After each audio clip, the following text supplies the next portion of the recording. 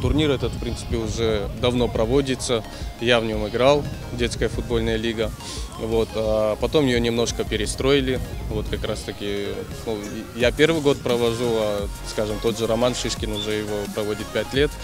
Вот, я только сейчас до этого дошел. И надеюсь, с этого года и последующие года этот турнир, ну, я уверен, могу со 100% вероятностью сказать, что он каждый год теперь будет проводиться в Беслане.